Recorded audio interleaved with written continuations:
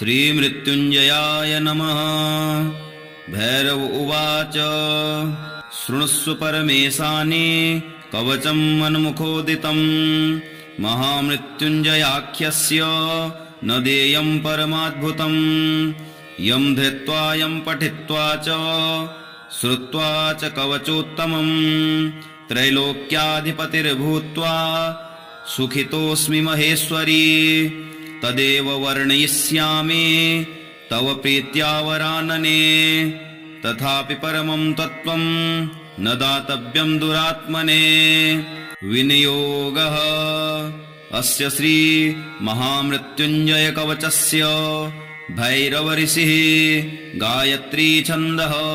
मृत्युञ्जय रुद्रो महादेवो देवता ॐ बीजं जूं शक्तिः सह कीलकं हौमिति तत्त्वं व चतुर्वर्ग साधने पाठे विनियोगः। ॐ चंद्रमंडल मध्यस्थे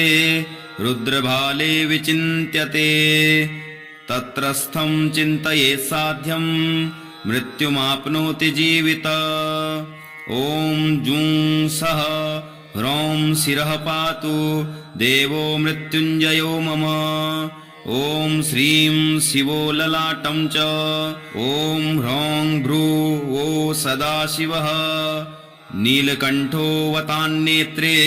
कपर्दीमेव तच्छुते त्रिलोचनो वताद्गण्डो नासा मे त्रिपुरान्तकः मुखं पीयूषघटमृद ओष्ठौ मे कृतिकाम्बरः हनुं मे हाटकेशनो मुखं वटुकभैरवः कंधरां कालमथनो गलं गणप्रियोऽवतु स्कन्दौ स्कन्दपिता पातु हस्तौ मे गिरिशोऽवतु नखान् मे गिरिजानाथः पायादङ्गलिसंयुतान् स्तनौ तारापतिः पातु वक्षः पशुपतिर्मम कुक्षिक्कुबेरवरदः पार्श्वौ मे मारशासनः सर्वः पातु तथा नाभिं शूलीपृष्ठं ममावतु शिश्नं मे शङ्करः पातु गुह्यं गुह्यकवल्लभः कटिं कालान्तकः पायात् ऊरून्मेन्दकघातनः जागरुको वताज्जानो जङ्घे मे कालभैरवः गुल्फोपायाज्जटाधारी पादौ मृत्युञ्जयोऽवतु पादादिमूर्धपर्यन्तम् अघोरः पातु मां सदा शिरसः पादपर्यन्तं सद्यो जातो ममावतु रक्षाहीनं नामहीनं वपुः पातु मृतेश्वरः पूर्वे बलविकर्णो दक्षिणे कालशासनः पश्चिमे पार्वतीनाथो उत्तरे मां मनोन्मनः ऐशान्यामीश्वरः पायात् आग्नेयामग्निलोचनः नैऋत्यां शम्भुरव्यान्मां वायव्यां वायुवाहनः ऊर्ध्वे बलप्रमथनः पाताले परमेश्वरः दश दिक्षु सदा पातु महामृत्युञ्जयश्च मां रणे राजकुले द्यूते विषमे प्राणसंशये पायादौ जुं महारुद्रो देवदेवो दशाक्षरः प्रभाते पातु मां ब्रह्मा मध्याह्ने भैरवोऽवतु सर्वतत्प्रशमं याति मृत्युञ्जय प्रसादतः धनं पुत्रान् सुखं लक्ष्मीम् आरोग्यं सर्वसम्पदः प्राप्नोति साधका सद्यो देवी सत्यं न संशयः इतीदं कवचं पुण्यं महामृत्युञ्जयस्य तु गोप्यं सिद्धिप्रदं गुह्यं गोपनीयं स्वयोनिव चन्द्रमण्डलमध्यस्थे रुद्रभाले विचिन्त्यते तत्रस्थं चिन्तयेत् साध्यं मृत्युमाप्नोति जीवित। ॐ जूं सः ह्रौं शिरः पातु देवो मृत्युञ्जयो मम। ॐ श्रीं शिवो ललाटं च ॐ ह्रौं भ्रूः सदाशिवः नीलकण्ठो वतान्नेत्रे कपर्दीमेव तच्छुते त्रिलोचनो वताद्गण्डो नासा मे त्रिपुरान्तकः मुखं पीयूषघटमृद ओष्ठौ मे कृतिकाम्बरः हनुं मे हाटकेशनो मुखं बटुकभैरवः कन्धरां कालमथनो गलं गणप्रियोऽवतु स्कन्दौ स्कन्दपिता पातु हस्तौ मे गिरिशोऽवतु नखान् मे गिरिजानाथः पायादङ्गलिसंयुतान् स्तनौ तारापतिः पातु वक्षः पशुपतिर्मम कुक्षिक्कुबेरवरदः पार्श्वौ मे मारशासनः सर्वः पातु तथा नाभिं शूलीपृष्ठं ममावतु शिश्नं मे शङ्करः पातु गुह्यं गुह्यकवल्लभः कटिं कालान्तकः पायात् ऊरून्मेन्दकघातनः जागरुकोऽवताज्जानो जङ्घे मे कालभैरवः गुल्फोपायाज्जटाधारी पादौ मृत्युञ्जयोऽवतु पादादिमूर्धपर्यन्तम् अघोरः पातु मां सदा शिरसः पादपर्यन्तम् सद्यो जातो ममावतु रक्षाहीनं नामहीनं वपुः पातु मृतेश्वरः पूर्वे बलविकर्णो दक्षिणे कालशासनः पश्चिमे पार्वतीनाथो उत्तरे मां मनोन्मनः ऐशान्यामीश्वरः पायात् आग्नेयामग्निलोचनः नैऋत्यां शम्भुरव्यान्मां वायव्यां वायुवाहनः ऊर्ध्वे बलप्रमथनः पाताले परमेश्वरः दश दिक्षु सदा पातु महामृत्युञ्जयश्च मां रणे राजकुले द्यूते विषमे प्राणसंशये पायादौ जुं महारुद्रो देवदेवो दशाक्षरः प्रभाते पातु मां ब्रह्मा मध्याह्ने भैरवोऽवतु सर्वतत्प्रशमं याति मृत्युञ्जय प्रसादतः धनं पुत्रान् सुखं लक्ष्मीम् आरोग्यं सर्वसम्पदः प्राप्नोति साधका सद्यो देवी सत्यं न संशयः इतीदं कवचं पुण्यं महामृत्युञ्जयस्य तु गोप्यं सिद्धिप्रदं गुह्यं गोपनीयं स्वयोनिव चन्द्रमण्डलमध्यस्थे रुद्रभाले विचिन्त्यते तत्रस्थं चिन्तयेत् साध्यं मृत्युमाप्नोति जीवित ॐ जुं सः ह्रौं शिरः पातु देवो मृत्युञ्जयो मम ॐ श्रीं शिवो ललाटं च ॐ ह्रौं भ्रूः वो सदाशिवः नीलकण्ठो वतान्नेत्रे कपर्दीमेव तच्छुते त्रिलोचनो वताद्गण्डो नासा मे त्रिपुरान्तकः मुखं पीयूषघटमृद ओष्ठौ मे कृतिकाम्बरः हनुं मे हाटकेशनो मुखं बटुकभैरवः कन्धरां कालमथनो गलं गणप्रियोऽवतु स्कन्दौ स्कन्दपिता पातु हस्तौ मे गिरिशोऽवतु नखान् मे गिरिजानाथः पायादङ्गलिसंयुतान् स्तनौ तारापतिः पातु वक्षः पशुपतिर्मम कुक्षिक्कुबेरवरदः पार्श्वौ मे मारशासनः सर्वः पातु तथा नाभिं शूलीपृष्ठं ममावतु शिश्नं मे शङ्करः पातु गुह्यं गुह्यकवल्लभः कटिं कालान्तकः पायात् ऊरून्मेन्दकघातनः जागरुकोऽवताज्जानो जङ्घे मे कालभैरवः गुल्फोपायाज्जटाधारी पादौ मृत्युञ्जयोऽवतु पादादिमूर्धपर्यन्तम् अघोरः पातु मां सदा शिरसः पादपर्यन्तम् सद्यो जातो ममावतु रक्षाहीनं नामहीनं वपुः पातु मृतेश्वरः पूर्वे बलविकर्णो दक्षिणे कालशासनः पश्चिमे पार्वतीनाथो उत्तरे मां मनोन्मनः ऐशान्यामीश्वरः पायात् आग्नेयामग्निलोचनः नैऋत्यां शम्भुरव्यान्मां वायव्यां वायुवाहनः ऊर्ध्वे बलप्रमथनः पाताले परमेश्वरः 10 दिक्षु सदा पातु महामृत्युञ्जयश्च माम् रणे राजकुले द्यूते विषमे प्राणसंशये पायादौ जुं महारुद्रो देवदेवो दशाक्षरः प्रभाते पातु मां ब्रह्मा मध्याह्ने भैरवोऽवतु सर्वतत्प्रशमं याति मृत्युञ्जय प्रसादतः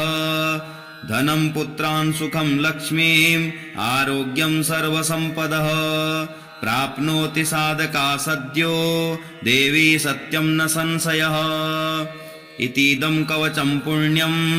महामृत्युञ्जयस्य तु गोप्यं सिद्धिप्रदं गुह्यं गोपनीयं स्वयोनिव चन्द्रमण्डलमध्यस्थे रुद्रभाले विचिन्त्यते तत्रस्थं चिन्तयेत् साध्यं मृत्युमाप्नोति जीवित ॐ जुं सः ह्रौं शिरः पातु देवो मृत्युञ्जयो मम ॐ श्रीं शिवो ललाटं च ॐ ह्रौं भ्रूः सदाशिवः नीलकण्ठो वतान्नेत्रे कपर्दीमेव तच्छुते त्रिलोचनो वताद्गण्डो नासा मे त्रिपुरान्तकः मुखं पीयूषघटमृद ओष्ठौ मे कृतिकाम्बरः हनुं मे हाटकेशनो मुखं वटुकभैरवः कन्धरां कालमथनो गलं गणप्रियोऽवतु स्कन्दौ स्कन्दपिता पातु हस्तौ मे गिरिशोऽवतु नखान् मे गिरिजानाथः पायादङ्गलिसंयुतान् स्तनौ तारापतिः पातु वक्षः पशुपतिर्मम कुक्षिक्कुबेरवरदः पार्श्वौ मे मारशासनः सर्वः पातु तथा नाभिं शूलीपृष्ठं ममावतु शिश्नं मे शङ्करः पातु गुह्यं गुह्यकवल्लभः कटिं कालान्तकः पायात् ऊरून्मेन्दकघातनः जागरुको वताज्जानो जङ्घे मे कालभैरवः गुल्फोपायाज्जटाधारी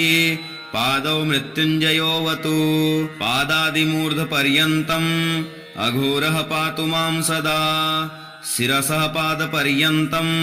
सद्यो जातो ममावतु रक्षाहीनं नामहीनं वपुः पातु मृतेश्वरः पूर्वे बलविकरणो दक्षिणे कालशासनः पश्चिमे पार्वतीनाथो उत्तरे मां मनोन्मनः ऐशान्यामीश्वरः पायात् आग्नेयामग्निलोचनः नैऋत्यां शम्भुरभ्यान्मां वायव्यां वायुवाहनः ऊर्ध्वे बलप्रमथनः पाताले परमेश्वरः 10 दिक्षु सदा पातु महामृत्युञ्जयश्च मां रणे राजकुले द्यूते विषमे प्राणसंशये पायादौ जुं महारुद्रो देवदेवो दशाक्षरः प्रभाते पातु मां ब्रह्मा मध्याह्ने भैरवोऽवतु सर्वतत्प्रशमं याति मृत्युञ्जय प्रसादतः धनं पुत्रान् सुखं लक्ष्मीम् आरोग्यं सर्वसम्पदः प्राप्नोति साधका सद्यो देवी सत्यं न संशयः इतीदं कवचं पुण्यं महामृत्युञ्जयस्य तु गोप्यं सिद्धिप्रदं गुह्यं गोपनीयं स्वयोनिव चन्द्रमण्डलमध्यस्थे रुद्रभाले विचिन्त्यते तत्रस्थं चिन्तयेत् साध्यं मृत्युमाप्नोति जीवित ॐ जुं सः ह्रौं शिरः पातु देवो मृत्युञ्जयो मम ॐ श्रीं शिवो ललाटं च ॐ ह्रौं भ्रूः सदाशिवः नीलकण्ठो वतान्नेत्रे कपर्दीमेव तच्छुते त्रिलोचनो वताद्गण्डो नासा मे त्रिपुरान्तकः मुखं पीयूषघटमृद ओष्ठौ मे कृतिकाम्बरः हनुं मे हाटकेशनो मुखं वटुकभैरवः कन्धरां कालमथनो गलं गणप्रियोऽवतु स्कन्दौ स्कन्दपिता पातु हस्तौ मे गिरिशोऽवतु नखान् मे गिरिजानाथः पायादङ्गलिसंयुतान् स्तनौ तारापतिः पातु वक्षः पशुपतिर्मम कुक्षिक्कुबेरवरदः पार्श्वौ मे मारशासनः सर्वः पातु तथा नाभिं शूलीपृष्ठं ममावतु शिश्नं मे शङ्करः पातु गुह्यं गुह्यकवल्लभः कटिं कालान्तकः पायात् ऊरून्मेन्दकघातनः जागरुकोऽवताज्जानो जङ्घे मे कालभैरवः गुल्फोपायाज्जटाधारी पादौ मृत्युञ्जयोऽवतु पादादिमूर्धपर्यन्तम् अघोरः पातु मां सदा शिरसः पादपर्यन्तं सद्यो जातो ममावतु रक्षाहीनं नामहीनं वपुः पातु मृतेश्वरः पूर्वे बलविकरणो दक्षिणे कालशासनः पश्चिमे पार्वतीनाथो उत्तरे मां मनोन्मनः ऐशान्यामीश्वरः पायात् आग्नेयामग्निलोचनः नैऋत्यां शम्भुरव्यान्मां वायव्यां वायुवाहनः ऊर्ध्वे बलप्रमथनः पाताले परमेश्वरः दश दिक्षु सदा पातु महामृत्युञ्जयश्च मां रणे राजकुले द्यूते विषमे प्राणसंशये पायादौ जुं महारुद्रो देवदेवो दशाक्षरः प्रभाते पातु मां ब्रह्मा मध्याह्ने भैरवोऽवतु सर्वतत्प्रशमं याति मृत्युञ्जय प्रसादतः धनं पुत्रान् सुखं लक्ष्मीम् आरोग्यं सर्वसम्पदः प्राप्नोति साधका सद्यो देवी सत्यं न संशयः इतीदं कवचं पुण्यं महामृत्युञ्जयस्य तु गोप्यं सिद्धिप्रदं गुह्यं गोपनीयं स्वयोनिव चन्द्रमण्डलमध्यस्थे रुद्रभाले विचिन्त्यते तत्रस्थं चिन्तयेत् साध्यं मृत्युमाप्नोति जीवित ॐ जूं सः ह्रौं शिरः पातु देवो मृत्युञ्जयो मम ॐ श्रीं शिवो ललाटं च ॐ ह्रौं भ्रूः सदाशिवः नीलकण्ठो वतान्नेत्रे कपर्दीमेव तच्छुते त्रिलोचनो वताद्गण्डो नासा मे त्रिपुरान्तकः मुखं पीयूषघटमृद ओष्ठौ मे कृतिकाम्बरः हनुं मे हाटकेशनो मुखं बटुकभैरवः कन्धरां कालमथनो गलं गणप्रियोऽवतु स्कन्दौ स्कन्दपिता पातु हस्तौ मे गिरिशोऽवतु नखान् मे गिरिजानाथः पायादङ्गलिसंयुतान् स्तनौ तारापतिः पातु वक्षः पशुपतिर्मम कुक्षिक्कुबेरवरदः पार्श्वौ मे मारशासनः सर्वः पातु तथा नाभिं शूलीपृष्ठं ममावतु शिश्नं मे शङ्करः पातु गुह्यं गुह्यकवल्लभः कटिं कालान्तकः पायात् ऊरून्मेन्दकघातनः जागरुकोऽवताज्जानो जङ्घे मे कालभैरवः गुल्फोपायाज्जटाधारी पादौ मृत्युञ्जयोऽवतु पादादिमूर्धपर्यन्तम् अघोरः पातु मां सदा शिरसः पादपर्यन्तं सद्यो जातो ममावतु रक्षाहीनं नामहीनं वपुः पातु मृतेश्वरः पूर्वे बलविकरणो दक्षिणे कालशासनः पश्चिमे पार्वतीनाथो उत्तरे मां मनोन्मनः ऐशान्यामीश्वरः पायात् आग्नेयामग्निलोचनः नैऋत्यां शम्भुरव्यान्मां वायव्यां वायुवाहनः ऊर्ध्वे बलप्रमथनः पाताले परमेश्वरः दश दिक्षु सदा पातु महामृत्युञ्जयश्च मां रणे राजकुले द्यूते विषमे प्राणसंशये पायादौ जुं महारुद्रो देवदेवो दशाक्षरः प्रभाते पातु मां ब्रह्मा मध्याह्ने भैरवोऽवतु सर्वतत्प्रशमं याति मृत्युञ्जय प्रसादतः धनं पुत्रान् सुखं लक्ष्मीम् आरोग्यं सर्वसम्पदः प्राप्नोति साधका सद्यो देवी सत्यं न संशयः इतीदं कवचं पुण्यं महामृत्युञ्जयस्य तु गोप्यं सिद्धिप्रदं गुह्यं गोपनीयं स्वयोनिवत् इति रुद्रयामले तन्त्रे देवी रहस्ये मृत्युञ्जय पञ्चाङ्गे मृत्युञ्जय कवच स्तोत्रम् ॐ श्री मृत्युञ्जयाय नमः।